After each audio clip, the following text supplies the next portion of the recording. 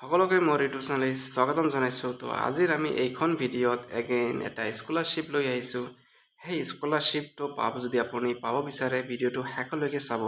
এতিয়াও ষ্টাৰ্ট হোৱা নাই, কিন্তু যেতিয়া ষ্টাৰ্ট হ'ব আপোনালোকে যদি সেইটো নটিফিকেশ্যনটো পাব খোজে তেতিয়াহ'লে চেনেলটোক ছাবস্ক্ৰাইব কৰিব নাপাহৰিব আৰু ভিডিঅ'টো শেষলৈকে যাব, কিয়নো প্ৰতিটো স্কলাৰশ্বিপ আপোনালোকৰ কাৰণেই হয়। যদি আপোনালোকে ভিডিঅ'বিলাক নাচায় তেতিয়াহ'লে যদি আৰু এপ্লাই নকৰে তেতিয়াহ'লে আপুনি নাপায়, বেলেগ এজন পাব।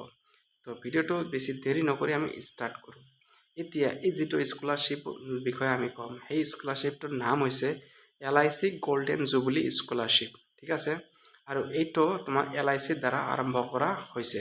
এতিয়া এই LICটো মানে আপোনালোকক কেনেকৈ দিব, মানে ইলিজিবিলিটি ক্ৰাইটেৰিয়া কি কি থাকিব, ডকুমেণ্টছ কি কি লাগিব, সকলোকেইটা কথা আমি ইয়াত ডিছকাছ কৰিম। এতিয়া প্ৰথমত আহিছে আপোনালোকৰ ইলিজিবিলিটি ক্ৰাইটেৰিয়া, মানে যোগ্যতাৰ চৰ্তসমূহ।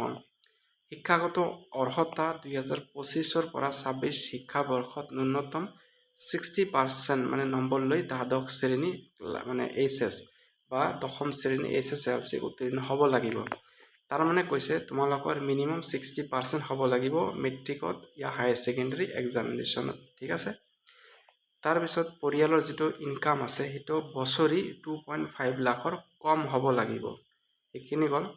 তাৰপিছত উচ্চ মাধ্যমিক মানে ডিগ্ৰী বা স্নাতকোত্তৰ PG বা যিকোনো ভকেশ্যনেল ডিপ্ল'মা পাঠ্যক্ৰমত নামভৰ্তি কৰা ছাত্ৰ ছাত্ৰীসকলেও আবেদন কৰিব পাৰিব। তাৰমানে ডিগ্ৰী হ'লেও হ'ব, PG হ'লেও হ'ব বা যিকোনো ডিপ্ল'মা কৰি থকা সকলেও ইয়াত আবেদন কৰিব পাব।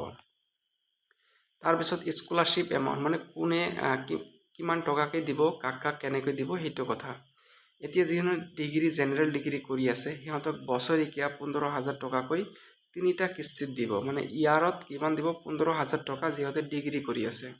তাৰপিছত ইঞ্জিনিয়াৰিং বা মেডিচিন লাইনত যিবিলাক কৰি আছে সিহঁতক ইয়াৰলি 40,000 টকাকৈ তিনিটা কিস্তিত দিব। তো ইম্পৰ্টেণ্ট স্কলাৰশ্বিপ এইবিলাক, ঠিক আছে।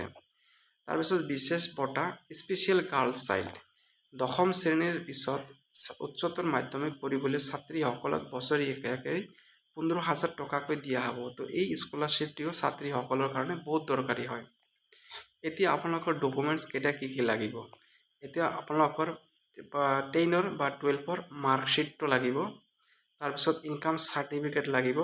তাৰপিছত বেংক পাছবুক লাগিব, কিন্তু আধাৰ কাৰ্ডৰ লগত লিংক থকা হ'ব লাগিব, ঠিক আছে। আৰু তোমালোকৰ পাছপৰ্ট চাইজ ফটো আৰু আধাৰ কাৰ্ডটো লাগিব। এইকেইটা তোমালোকক ডকুমেণ্টছটো লাগিব। আৰু এটা ডকুমেণ্টছ লাগিব পাৰে PRCটো, সেইটো তোমালোকে ওলাই ৰাখিবা। আবেদন প্ৰক্ৰিয়া কেনেকৈ এতিয়া এপ্লাই কৰিব পাবা।